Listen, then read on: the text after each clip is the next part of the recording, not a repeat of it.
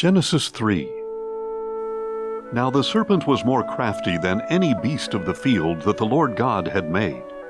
And he said to the woman, Did God really say, You must not eat from any tree in the garden? The woman answered the serpent, We may eat the fruit of the trees of the garden. But about the fruit of the tree in the middle of the garden, God has said, You must not eat of it or touch it, or you will die.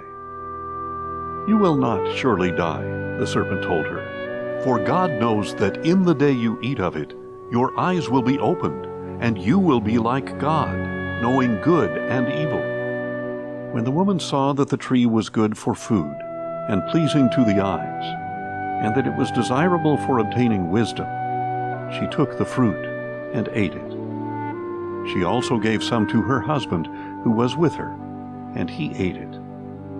And the eyes of both of them were opened, and they knew that they were naked, so they sewed together fig leaves and made coverings for themselves.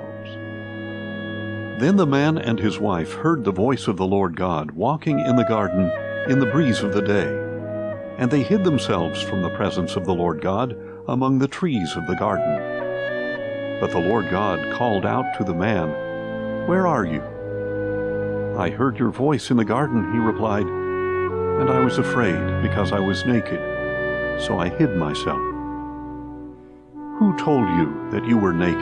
Asked the Lord God. Have you eaten from the tree of which I commanded you not to eat? And the man answered, The woman whom you gave me, she gave me fruit from the tree, and I ate it. Then the Lord God said to the woman, What is this you have done? The serpent deceived me, she replied, and I ate. So the Lord God said to the serpent, Because you have done this, cursed are you above all livestock and every beast of the field. On your belly will you go, and dust you will eat all the days of your life.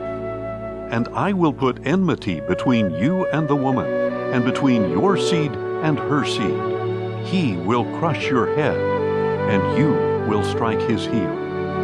To the woman he said, I will sharply increase your pain in childbirth. In pain you will bring forth children. Your desire will be for your husband, and he will rule over you.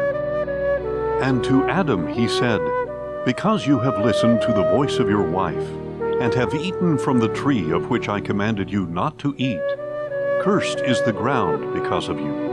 Through toil you will eat of it all the days of your life. Both thorns and thistles it will yield for you, and you will eat the plants of the field. By the sweat of your brow you will eat your bread, until you return to the ground, because out of it you were taken. For dust you are, and to dust you shall return. And Adam named his wife Eve, because she would be the mother of all the living.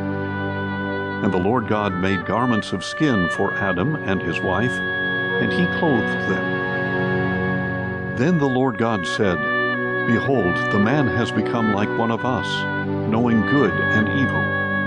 And now lest he reach out his hand and take also from the tree of life and eat, and live forever. Therefore the Lord God banished him from the Garden of Eden to work the ground from which he had been taken. So he drove out the man, and stationed cherubim on the east side of the Garden of Eden, along with a whirling sword of flame, to guard the way to the tree of life.